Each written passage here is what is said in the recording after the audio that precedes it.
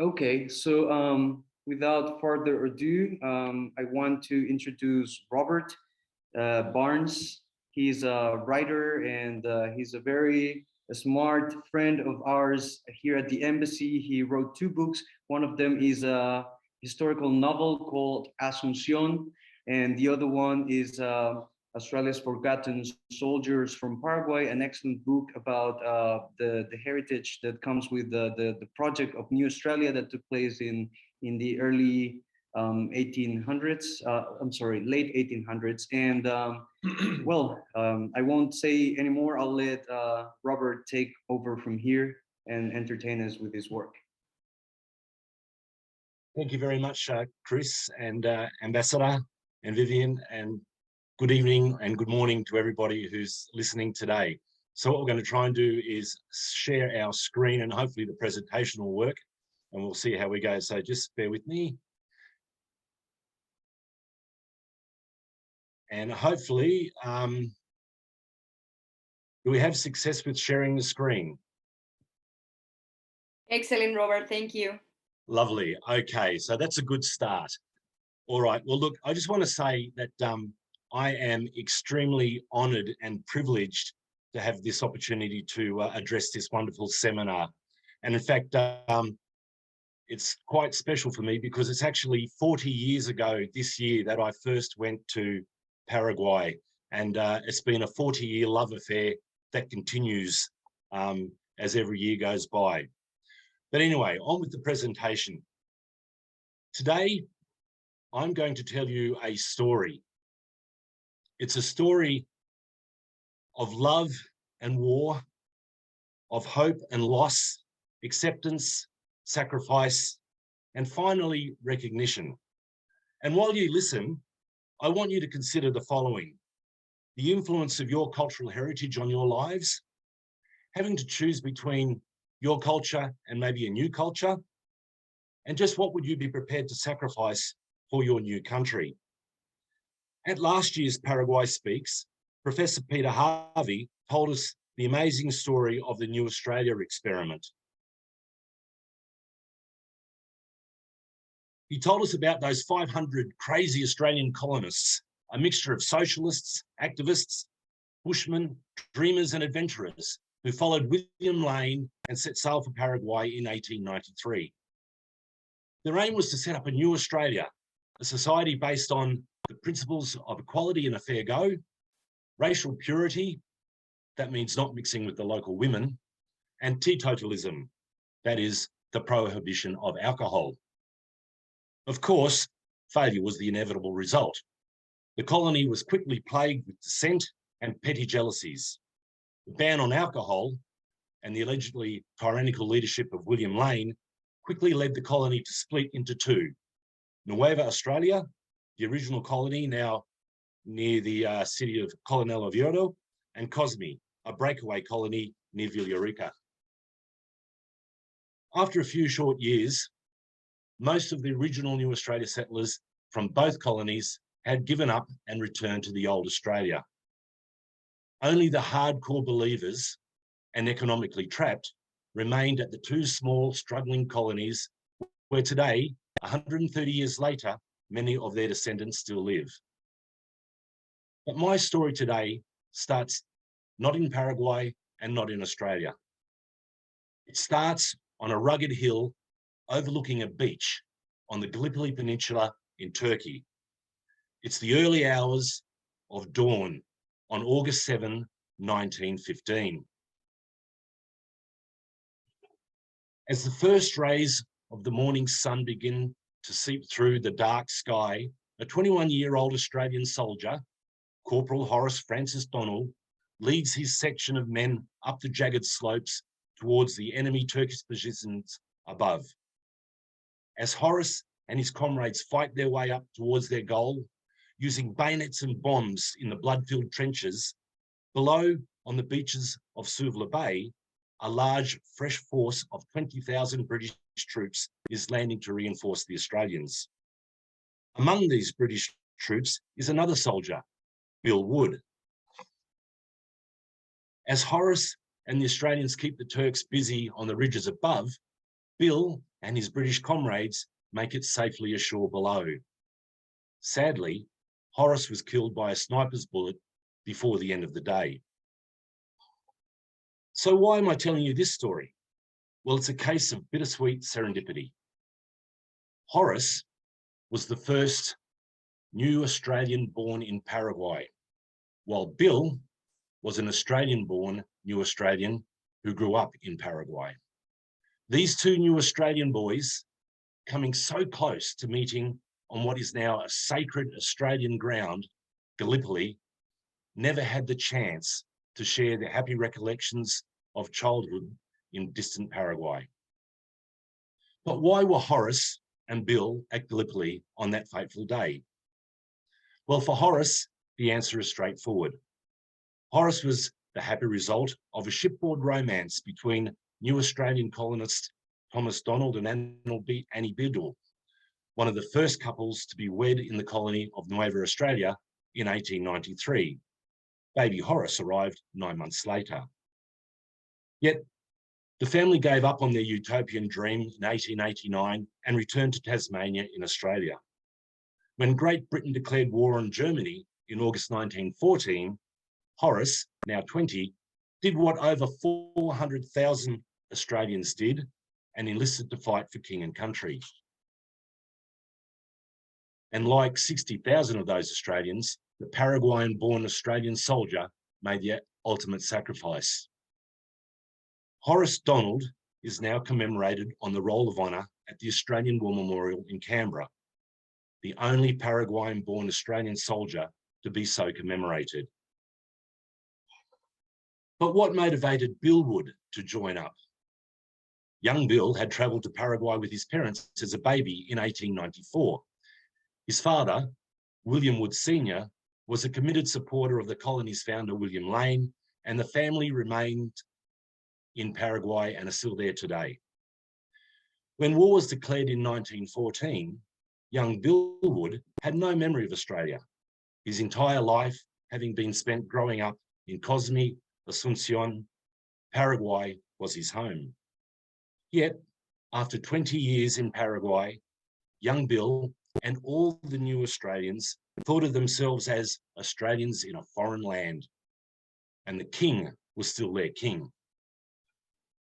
They were fiercely protective of their Australian heritage, and Australia was at war. They had to go. By 1916, Bill's younger brother Alec had also left for the war, and their younger brother Norman joined them in 1918. In an article published in an Australian newspaper in 1916, the author wrote, "Readers who remember the new Australian settlement will be interested to learn that every boy over the age of 17 years in that not too flourishing colony has enlisted and gone to the front." One of the settlers, William Wood Sr., writes under the date of June, "When George Titler goes, my boy Norman will be the senior boy. He will be 17 in July. To the credit of all those who have gone to the front, each went self-urged. No law required them to go." The author of the article concluded, the old Australia might well be proud of the new Australia. Nothing was going to deter the new Australian boys from Paraguay from fulfilling their patriotic duty to their king. In Buenos Aires in June 1918, while waiting to embark for the front in Europe, young Norman met his older friend from Cosme, Ali MacLeod, who was returning home, having been wounded in France. Ali warned Norman not to go. "You're a fool. Why are you going?" Norman replied that regardless of what Ali thought, he was going to do his bit for the empire. Ali shrugged. "All right, they'll make a man of you," he said. In 1916, while the boys from Cosme and Nueva Australia were away at war, William Wood Sr. wrote to the Australian Prime Minister requesting help to enable the Australians in Paraguay to be returned to Australia. He pointed out that the boys were still very much Australian, as shown by their enlisting to fight for the King and Empire. He provided a list of those wanting to return, including the details of 5 Cosme boys who were currently serving with His Majesty's forces. 3 were Australian born. His letter was supported by Mr. Alan MacLeod, who wrote, "The families in question consist wholly of white Britishers. Some are Australian born, some have worked in Australia for a decade or more. By the way, 3 of our soldier boys are Australians, yet they fight for the British rate of pay." Their pleas fell on deaf ears. The Australian government had little interest in a faraway diaspora of crazy socialists. The Australian government had bigger challenges, like repatriating 170,000 soldiers from Europe. But unbeknown to their parents in Paraguay, the boys at the front were now starting to question just where was home. These young new Australians who had left Paraguay to fight for their king were now realizing that Paraguay was home. At the end of the First World War, the new Australians who had enlisted in the British Army were offered a choice by the British government. They could be repatriated to Paraguay or they could go to Australia.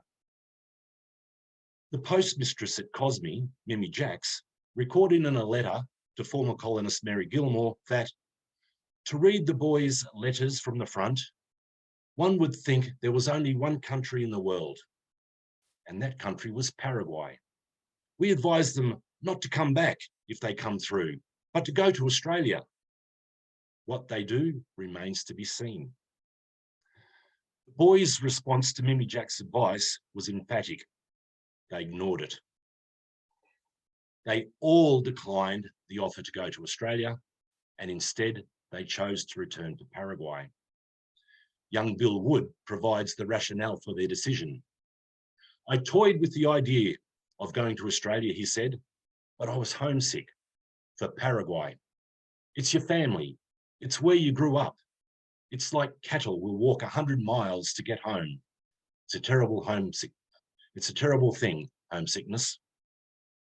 Mimi Jacks concluded her letter to Gilmore that there is a claw in this country, all right, which drags people back. While the war had separated the young new Australians from their families in Paraguay, it did bring unique opportunities for reunions with former childhood friends who had long since left the colonies. Ali MacLeod chanced upon a former Cosme playmate while recovering from wounds in hospital in England. Annette DeLuga was born in Cosme in 1895 and went to the colony's little school with Ali and all the Cosme boys until her family left for New Zealand in 1910. In 1918, Annette was serving as a nurse with the New Zealand Army in England, and she told Ali stories of her wonderful life, far away from the struggles she remembered from life in Paraguay. Yet despite these chance reunions and talks of opportunities in new lands, Ali MacLeod and the other new Australians retained their longing for Paraguay. Looking from the battlefields of the First World War, they saw Paraguay as home. It was where they wanted to be. However, this newfound acceptance of Paraguay at home and their assimilation into Paraguayan society was soon to be tested for the next generation of new Australians. In 1932, as Paraguay mobilised to defend against the Bolivian invasion of the Chaco, the latest generation of new Australians from Nueva Australia and Cosme found themselves joining the ranks of the Paraguayan army. This time, it wasn't a distant war for their parents' king. It was a war in defence of their very homes. This time, they marched side by side with Paraguayans. Paraguayan-born new Australians from Cosme, Rod MacLeod and Donald Wood, whose older brothers had all left Paraguay to fight for the British Army in the First World War, felt duty-bound to fight for Paraguay. Rod MacLeod recalled of his decision to enlist, saying, "We were Paraguayans. We were born in Paraguay. It was our war." Despite their Anglo backgrounds, the decision to enlist was welcomed by their Paraguayan comrades. Rod recalled, "The Paraguayans always called me gringo, but they didn't say that when I was in gringo and they wanted me to go to the war." In 1935, Donald Wood wrote from the front lines near the Bolivian border to his mother Lillian in Cosme. In neatly written English, young Donald wrote optimistically of his hopes of returning home soon. I hope to be back down in Asuncion in March, if all goes well. We hope we will have taken Villamontes by then, as we are nearly there. So it is as if the bollies can't hold us back. He recalled many years later of the horrors of war in the Chaco, where the enemy was not just confined to the Bolivians. He wrote, "Sometimes we were whole days with only one cup of water, and the heat was terrible. I often remembered Dad's tales of the Never Never Land in Australia and reckoned that the Chaco must be something like it." He also recalled meeting his friend, Sid Apthorpe from Cosme, while at the front near Villamontes. Sid and his brother Mort were sons of English colonists who had come to Cosme in 1900. Donald recalled, "A thin black soldier came up and asked me where the watering hole was. I looked at him and I said, 'Are you Sid?' And he nearly jumped out of his skin. He said, 'Yes, but who the hell are you?' We were both so black from the sun that we didn't know one another." Donald, Rod, Sid and Mort all survived the war, eventually returning home to Cosme. For Nigel and Douglas Kennedy from the original Nueva Australia colony, similar sentiments of duty were also felt towards their adopted homeland. Their older brothers too had returned to Britain to fight in the First World War, but now it was their turn to fight for Paraguay. Nigel recalled, "I had papers to say I was English if I wanted to use them, but I'm Paraguayan, and I thought I should go and fight." Nigel survived, but his younger brother Douglas died while a prisoner of war and lies to this day buried in Bolivia. Douglas Kennedy's name is now recorded on the Chaco War Memorial in Nueva Australia, along with the names of other new Australians who perished, including Enrique King and Alejandro Jones. It is said the Chaco War proved the fighting prowess of the Paraguayans, just as the First World War had done for the Australians. The tenacious characteristics of the Paraguayan soldiers are best described in a letter published in an Australian newspaper in May 1935 from a young man named Leon Cadogan. He wrote, "As the cables will undoubtedly have informed you, we are at war with Bolivia, which is a country 4 times superior to us in size. We are fighting for the possession of the vast region known as the Chaco. So far, the Paraguayans, who are a tough race of born fighters, with plenty of experience of civil war, have been successful." Leon Cadogan was well qualified to make the observation, going on to become a world-renowned Paraguayan ethnologist who devoted his life to the study, protection, and betterment of Paraguay's native Guarani people. Leon was also the Paraguayan-born son of new Australian settlers, Jack and Rose Cadogan from Sydney, who settled in Nueva Australia in 1899. At the time he wrote to the newspaper in Australia, he was doing his military service in the Paraguayan capital, awaiting orders to go to the front in the Chaco. For the new Australians in Paraguay, the Chaco was more than just an experience of war. In many ways, it was also their baptism of life as Paraguayans. They now had a stake in Paraguay, paid for in blood, sweat, and tears. Paraguay was home, the old Australia a fading memory of a distant generation.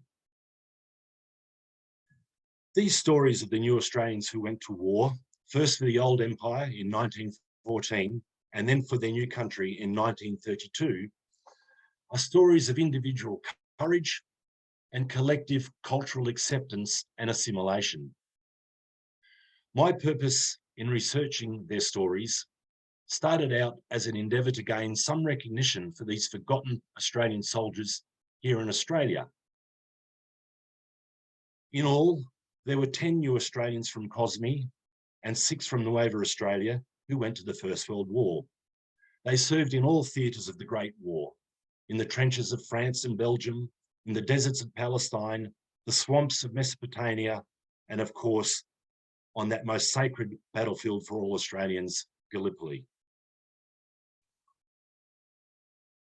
Many more former colonists, like Horace Donald, also fought on the same battlefields, serving with the Australian, Canadian, and New Zealand armies. Among them were 2 sons of the founder of New Australia, William Lane.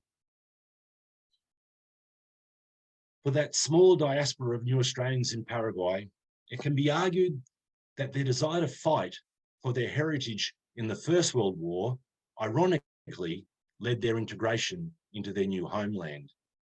It enabled them to finally sever their historical umbilical cord with their parents' distant homeland of Australia. And it enabled them to develop a commitment to their new homeland, Paraguay, a commitment they confirmed with blood in the Chaco. Now, in concluding this story, I want to tell you about David John McLeod. David is on the left and his brother Ali on the right at the rear of this image. They had come to COSME in 1894, aged 6 and 4, along with their parents from central Queensland in Australia. In 1915, they both enlisted in the British Army and served in the trenches in France and Belgium. Ali was wounded in 1918 and returned to Paraguay, where he married, and his descendants still live today. But what of David? David met and married a nurse, Rhoda Sinclair, in Dunbar, Scotland, while recovering in hospital from wounds received at the front in 1916. He filled her imagination with the wonderful stories of a carefree life in faraway Paraguay, a world so far removed from the strict confines of the dour and dreary life as a pastor's daughter in Scotland. They made plans to return to Paraguay after the war and raise a large family like his own, well away from the bleakness of Europe. Yet, once recovered from his wounds, David returned to the blood-soaked trenches of France and Belgium, and without seeing his beloved Rhoda again, he was killed in action in August 1917. Rhoda never made it to Paraguay. David John McLeod was the only new Australian from Paraguay to be killed in the First World War, and now lies buried in a Commonwealth War cemetery in Belgium. When the Commonwealth War Graves Commission created the war cemeteries in France and Belgium, they decided that all soldiers killed would have a simple, identical headstone upon which their name, age, regiment, and date of death was engraved. By 1927, some 400,000 headstones in 500 cemeteries were already scattered across the old battlegrounds of France and Belgium. The families of the dead soldiers were permitted to have a personal tribute engraved at the bottom of each headstone. The tribute engraved on David John McLeod's headstone reads, "Volunteer from Colonia COSME, Paraguay." David's headstone with these unique words, "Volunteer from Colonia COSME, Paraguay," engraved upon it, is, I think, an emphatic reminder of Australia and Paraguay's shared history. And last year, the Australian War Memorial in Canberra officially recognised David's death in the First World War. His name and details have now formally been recorded in the official commemorative roll, which honours those Australians who died in war while serving in the uniform of Allied nations. Australian-born, Paraguayan-raised, a volunteer from Paraguay now, after 104 years, the sacrifice of David John McLeod, a new Australian from Paraguay is finally commemorated in the land of his birth. David's story, along with those of the others that we have heard today, is an enduring reminder of the unique links between our two countries, Australia and Paraguay. Thank you for listening.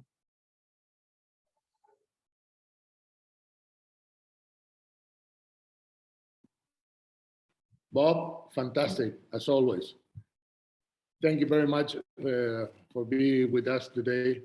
It's a very emotive presentation. And let me show you. Those are the land titles that Rob from the colonies.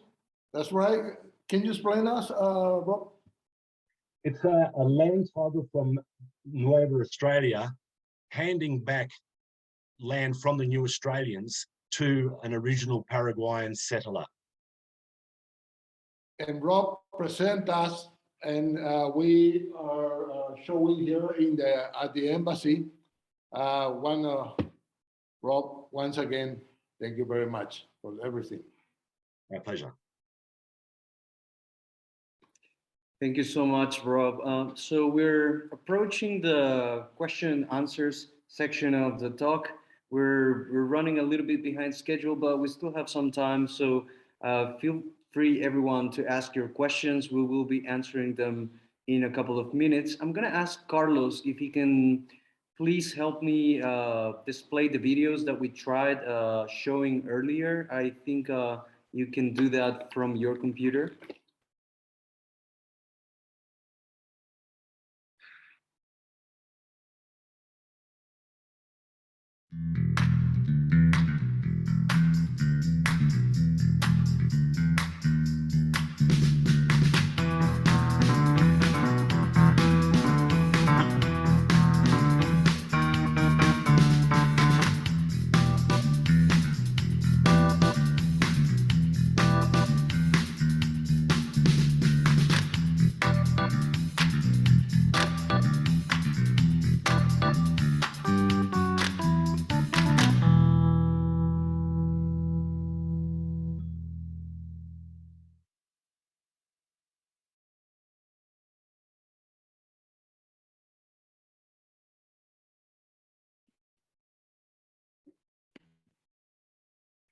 Thank you very much, Carlos. And I think it's time now to address some of the questions. I see people are starting to ask some things already. So I'm gonna start from the beginning. So we have Silvia Andrada saying that it would be good to mention that it does not matter which university you went to in Paraguay, you have the same opportunity to study in Australia regardless.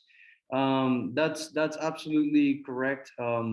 I think Australia doesn't really make a difference on the type or status of the university. It's more about they do a review of the individual syllabus of of the career that you followed, the things that you studied, and based on that they decide if you need to take other courses, and from there they sort of place you on a level and you start studying here from there on. Alejandra also is asking, what visa would an Aussie need to come to Paraguay? No sé si... Well, actually, for Australian passport, there is a free visa. You don't need to apply for a visa. So yeah, you just go. At the moment, the Paraguayan government is encouraging tourists from Australia to go, so you don't need to pay for a visa to go. It's as a caveat, it's for tourism purposes. So if you're going for business and other purposes, it would be different. We yeah, and the length of stay is for 90 days. We encourage you to call us if you have any other questions about it. So the next question says, is the book available in Spanish? And Rob? I wish. I wish. I'm sorry. Well, we would be very happy to read the Spanish version. I can tell you guys in advance, these books are amazing. The content is really good. So please feel free to contact us or Robert if you want to know more about the books. We'll be happy to share more information. Um, where can you find the book again? You can just They can call us. And yeah. we can make absolutely. We can the link to with Robert. we can act as a liaison with Robert if that's okay with you, Robert. Absolutely. Free of charge.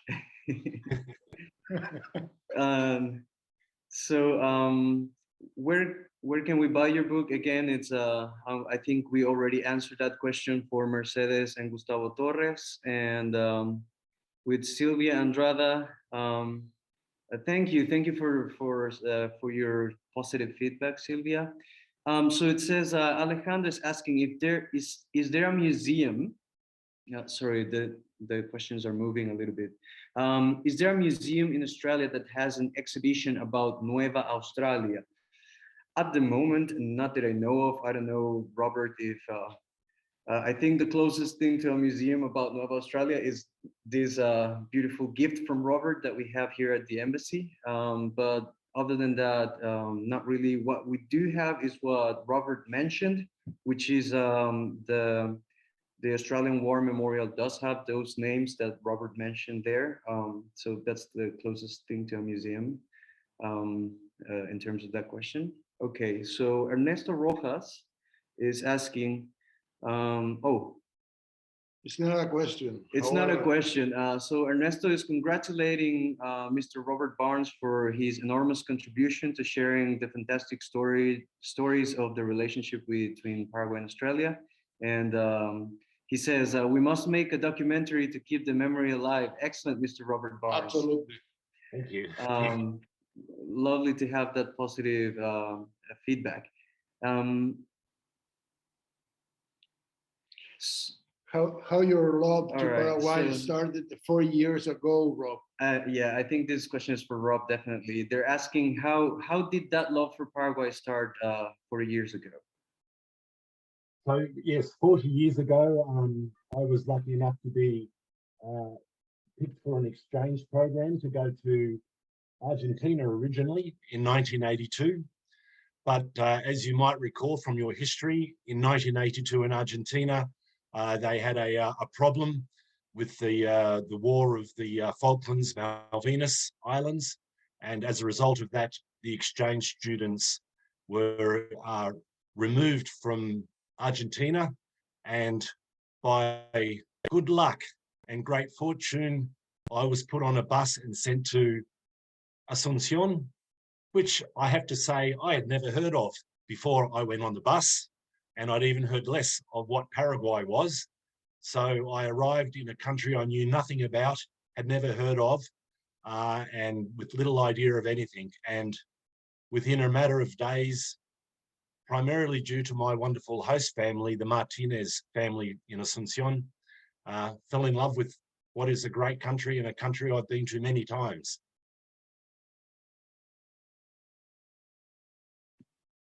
Excellent, Robert. Thank you for that lovely story. I'm sure there's more to it, but we'll quickly move to the Thank you, Chris. next. Well, It's not a question. This one, it says, "Thanks, Robert. Great talk. Really appreciate your research on this fascinating piece of history." That's from Mercedes. Alejandra is asking, "Can you show us the book again, and where can we buy it?" I don't know, will I just share the screen to show the book cover? We're happy to share a copy. We have one upstairs. So we'll get the copy of the book very quickly and show it on the screen once we have it here for Alejandra. And Alejandra, you can buy it with Robert.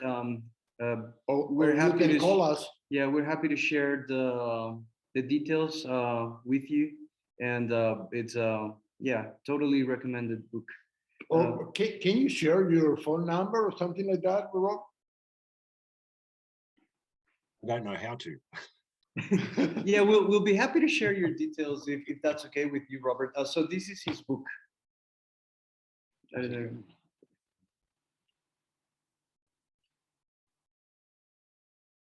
All right. I don't know if Alejandro got to see it. We'll be happy to share the details anyways to the with the audience.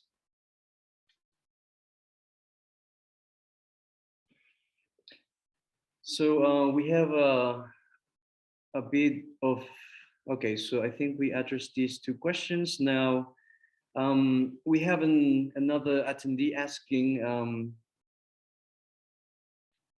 oh, okay, that's great. Thank you, Alejandra. Thank you for offering your translation services. So we already have a volunteer. That's really good.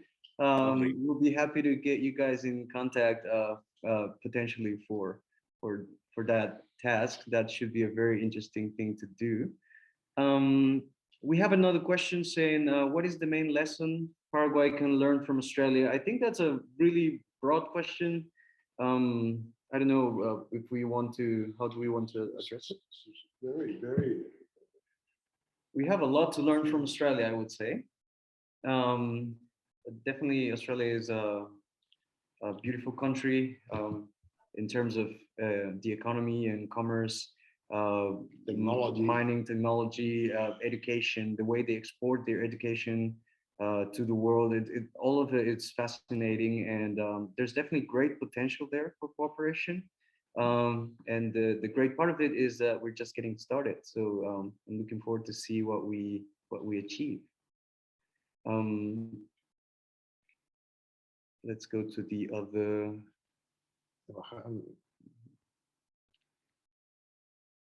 All right. So,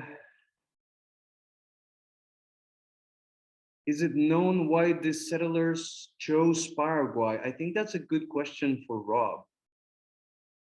Well, from my research, William Lane, who was the founder of the colony, the New Australia organisation, he actually tried to find land in Australia to get a land grant from the Australian governments to set up his colony, but they wouldn't have anything to do with a utopian enterprise within Australia. So he looked further afield. He sent some agents originally to Argentina, looking for land in Argentina. And while they were in Argentina, they got word that Paraguay at the time was desperately looking for people and men particularly to come and help with repopulating and redeveloping Paraguay, because remember, this was in the early 1890s, not that long after the War of the Triple Alliance, and Paraguay was desperately looking for people to come and repopulate the country.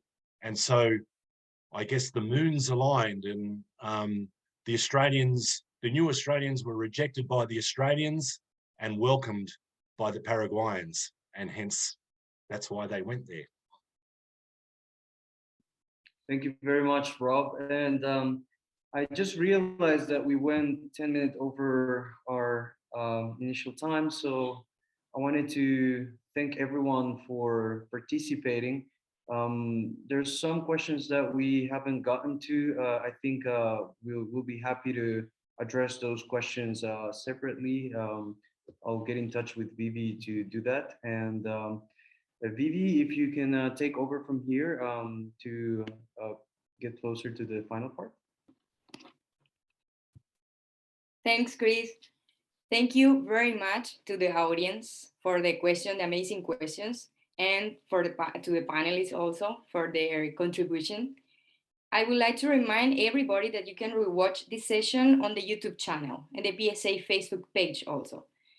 We are looking forward to see you all at tomorrow's webinar of Paraguay Speaks 2022 for another interesting topic: harm reduction, tobacco, and alcohol control policies in Paraguay. Great session today. See you tomorrow. Gracias. Muchas gracias a todos. Aguillé Paraguay. Cheers. Gracias, Vivi. Thank you, Bob. Gracias, Ciao. muchas gracias. Thank you very Gracias. much. Congratulations.